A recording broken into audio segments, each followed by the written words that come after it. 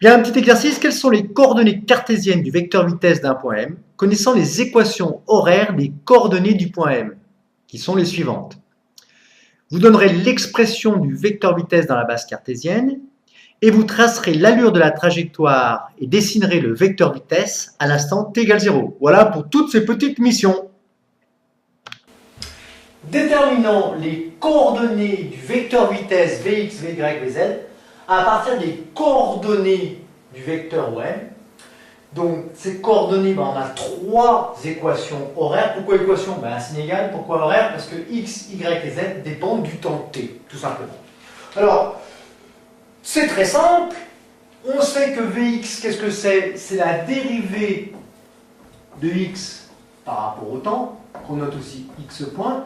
Donc, il suffit de dériver x par rapport au temps, c'est-à-dire dériver par rapport au temps, 3t plus 1.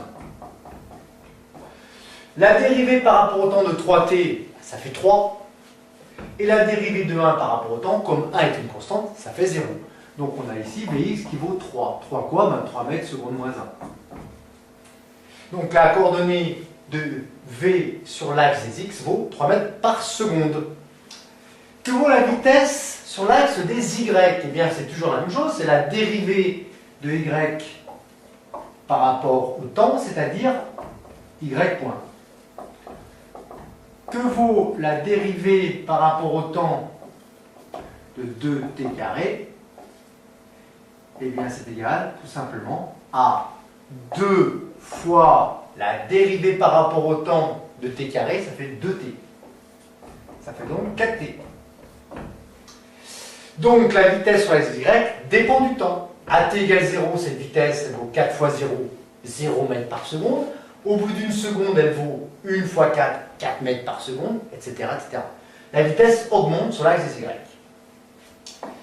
Et Vz, de la même façon, c'est la dérivée de z par rapport au temps. Comme z est égal à 0, eh bien ça signifie tout simplement que la dérivée de 0 par rapport au temps, ça fait 0. Voici pour les trois coordonnées du vecteur vitesse que l'on peut écrire dans cette base. Donc le vecteur vitesse du point M qui voudrait dans cette base u de x, u de y, u de z, tout simplement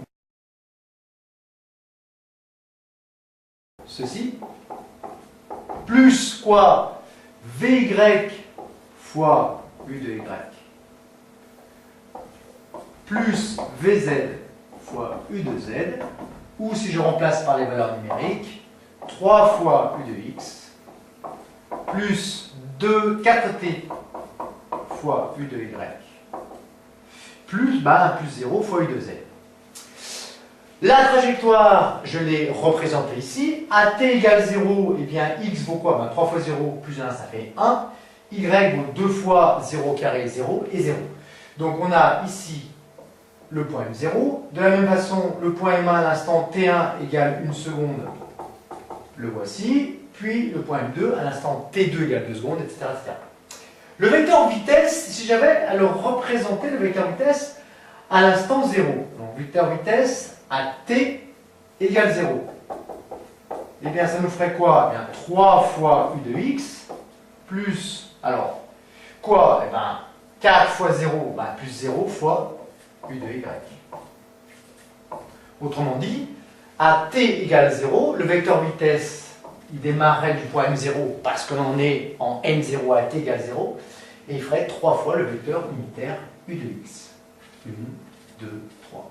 Voilà le vecteur vitesse à l'instant t égale 0. Au passage, on voit bien que ce vecteur vitesse est bien tangent à la trajectoire, car tout vecteur vitesse est tangent à la trajectoire à l'instant considéré.